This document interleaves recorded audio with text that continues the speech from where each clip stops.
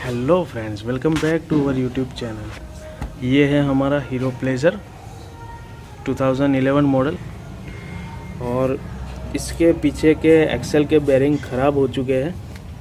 देखिए आप ध्यान से, इसको ऐसे ऐसे पकड़ने से, हिलाने से ये पीछे का व्हील प्ले होता है। शायद आपको वीडियो में नहीं दिखेगा, लेकिन ये प्ले होता है। उसकी वजह से जब भी हम इस पे बैठते हैं या फिर दो सवारी बैठते हैं और जब भी ज़्यादा वज़न आता है या फिर गड्ढे आते हैं, तब व्हील ऑटोमेटिकली ऐसे ऐसे हिलता है और उसकी वजह से ब्रेक्स ऑटोमेटिकली लग जाता है और इसकी वजह से व्हील स्मूथली घूमता भी नहीं है। और इसका यूज़ जिस रास्ते पे होता है वो रास्ता बहुत ही ख़राब है, तो ये होना ऑब्वियस बात है। और उसकी वजह से ब्रेक्स को भी ढीला रखना पड़ता है और ब्रेक अच्छे से लगते नहीं है। तो आज हम ये बेरिंग रिप्लेस करेंगे। उसके लिए सबसे पहले यहाँ पे 27 mm का नट होता है, इसको खोलना पड़ेगा। फिर ये वाला क्लच कवर खोलना पड़ेगा। ये सारे 8 mm के बोल्ट है, वो सब निकालने पड़ेंगे और क्लच को खोलना पड़ेगा। चलिए शुरू करते हैं। अभी हमने ये क्लच कवर खोल दिया है और अभी ये स्पेशल टूल की हेल्प से ये 14 mm वाला बोल्ट नट खोलने की कोशिश करेंगे। ये होता है इसका क्लच, इसके अंदर क्लच शू होते हैं और ये बेल्ट की मदद से ये क्लच चलता है। और यहाँ पे आता है गियर बॉक्स। हमें सबसे पहले ये खोलना होगा, उसके बाद गियर बॉक्स खोलेंगे और बेरिंग को चेंज करेंगे। ये नट खुल गया है और अब हम ये निकालेंगे और बाकी का काम करेंगे। ये है क्लच और ये जो ब्रेक शू जैसे दिख रहे हैं वो क्लच शू है। ये 3 आते हैं और जब ये हाई स्पीड पे घूमता है तब सेंट्रीफ्यूगल फोर्स से ये बाहर निकलते हैं और इसको अंदर से पकड़ लेते हैं और जब भी आरपीएम कम होते हैं तब ये फिर से अंदर चले जाते हैं। इस तरह से ऑटोमेटिक क्लच का ऑपरेशन होता है। सभी स्कूटियों में ऐसा ही होता है। इसकी साइज़ और शेप डिफरेंस होता है, लेकिन टेक्नोलॉजी सेम होती है। स्कूटियों में भी क्लच और गियर सब कुछ आते हैं, लेकिन अलग तरह के आते हैं। ये खुल गए हैं और ये 10 mm के बोल्ट खोलने होंगे। 1 2 3 4 5 6 और 7। लेकिन उससे पहले हमें टायर खोलना होगा। पीछे का व्हील हमने खोल दिया है और गलती से मैं 27 mm बोल गया था, लेकिन ये 24 mm का नट है। और जब भी आपको पीछे का व्हील खोलना है, ब्रेक को लूज़ करो, वरना पीछे का व्हील आसानी से नहीं खुलेगा। अब हम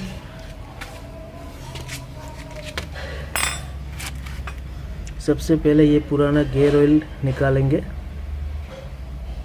और उसके बाद गियर बॉक्स को खोलेंगे। ये सब हमने खोल लिया है। गियर बॉक्स का ऑयल भी हमने ड्रेन कर लिया है और अभी ये सारे 10 mm वाले बोल्ट्स खोलेंगे और गियर बॉक्स को खोलने की कोशिश करेंगे। और थोड़ा सा लुब्रिकेट भी किया है ताकि ये रस्ट वाले बोल्ट आसानी से खुल जाए। अब हमारा गियर बॉक्स खुल चुका है और जो चीज़ें ख़राब है वो सब हम नया लाएंगे और ये सब अच्छे से क्लीन करेंगे। यहाँ पे एक ऑयल सील होती है, ये भी ख़राब है। इसके पीछे जो बेरिंग है ये प्ले कर रही है। अभी हमने ये सब कुछ पेट्रोल से क्लीन कर लिया है। बाहर का तो थोड़ा बहुत गंदा है, लेकिन वो कोई इश्यू नहीं है, और वैसे भी फिर भी गंदा ही होने वाला है, लेकिन अंदर का क्लीन कर लिया है। ये सभी बेरिंग्स मैंने चेक किए हैं, ये प्ले नहीं कर रहे हैं, इसलिए कोई दिक्कत नहीं है फ़िलहाल। इसको हम नहीं रिप्लेस करेंगे।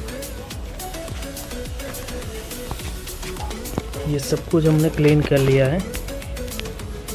ये वाला बेरिंग, इसका ऑयल सील, ये सब हम रिप्लेस करेंगे। और ये सब गियर्स को भी क्लीन कर दिया है, इसको हम फिक्स कर देंगे। यहाँ पे हमने ग्रीस लगा दिया है, और याद रखो कि जब भी बेरिंग लगाओ तो उसकी जगह पे ग्रीस लगा दो, ताकि उसको बैठाना आसान हो जाएगा। और इसमें ज़्यादातर यही बेरिंग ख़राब होते हैं। देखिए अब नया बेरिंग कितना स्मूथली चल रहा है। और इसको लगाते वक्त अगर आप थोड़ा बहुत हैमरिंग भी करोगे तो ये इनर रिंग पे नहीं, ये बाहर की रिंग पे आप जोर लगाना। अगर अंदर की रिंग पे जोर लगाओगे तो बेरिंग ख़राब हो जाएगा। बेरिंग हमारी लग गई है, और इसमें हमने थोड़ा सा ग्रीसिंग भी कर दिया है। ये दोनों बेरिंग को ग्रीस करने की ज़रूरत नहीं है, क्योंकि वैसे भी ये ऑयल में ही डूब जाएगी, लेकिन ये ड्राई रहेगी क्योंकि ये फाइनल शाफ्ट की है। अब हम ऑयल सील लगाएंगे। नया बेरिंग और ऑयल सील लगा दिया है। अब गास्केट लगाने की बारी है, लेकिन हम लोग इसके साथ कोई भी सीलेंट ट्यूब का यूज़ नहीं करेंगे, और गास्केट के ऊपर थोड़ा थोड़ा सा ग्रीसिंग कर देंगे। अगर नेक्स्ट टाइम भी खोलना हो तो ऐसा करने से गास्केट लाइफ टाइम तक चलती है, और खोलते वक्त टूट नहीं जाती, और इजीली निकल जाती है। और जो सीलेंट ट्यूब होती है वो सिर्फ इसके लिए होती है कि अगर आपके पास गास्केट अवेलेबल ना हो तो सीलेंट ट्यूब का यूज़ कर सकते हो।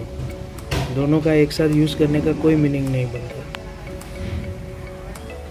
गास्केट के दोनों साइड हमने ग्रीसिंग कर दी है, ताकि गास्केट गर्म होकर चिपक ना जाए। अब हम इसको फिक्स करेंगे। गियर्स को हमने लगा दिया है, और यहाँ पे ग्रीसिंग करना होगा 1, 2 और ये 3 जगह पे। अब ये देखिए गियर क्या काम करते हैं।